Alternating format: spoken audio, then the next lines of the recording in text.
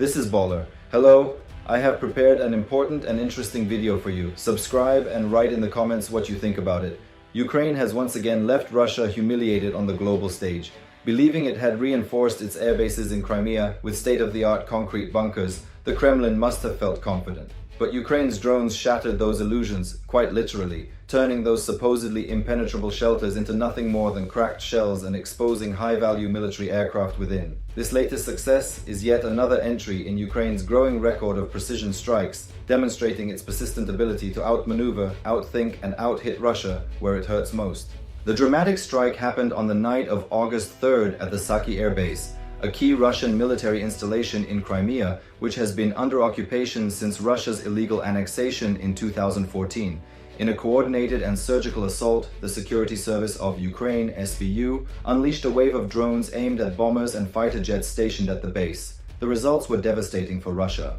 The SBU released a report detailing the outcome: the total destruction of a Su-30SM fighter, significant damage to another Su-30SM, and strikes on 3 Su-24 bombers. These aren't just any aircraft. The Su-30SM is among Russia's most flexible multi-role jets, while the Su-24s are capable of dropping powerful warheads on cities and frontline positions.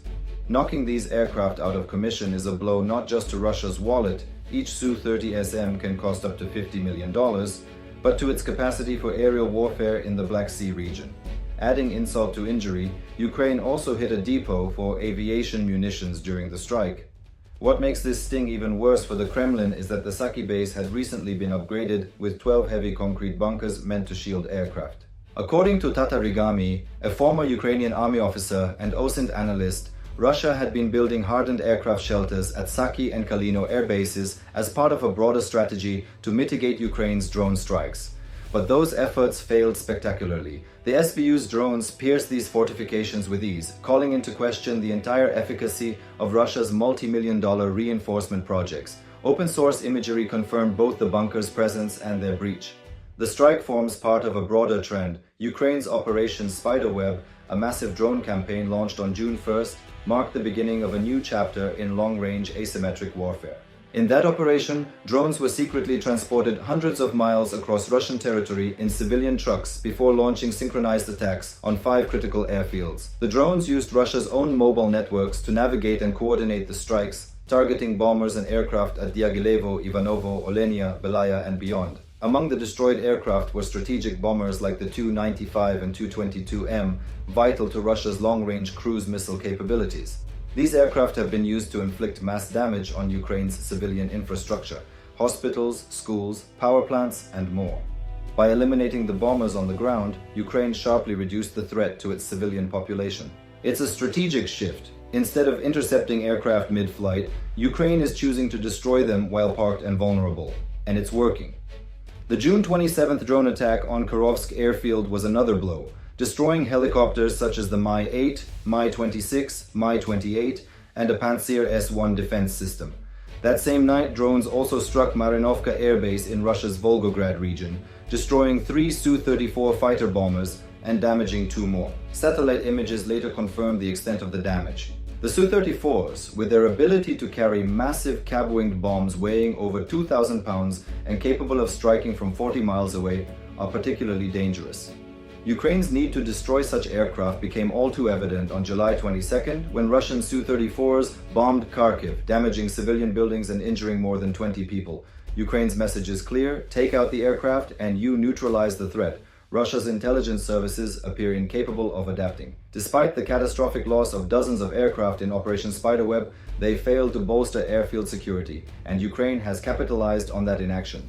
Putin's hopes for a decisive 2025 summer offensive have faltered. Despite heavy manpower investments, progress is slow and uneven. While some ground was gained in Luhansk, the fight for Donetsk remains bogged down. Ukrainian defenses hold strong around cities like Pokrovsk and Seversk, while Russia bleeds resources in marginal skirmishes. The cost is staggering.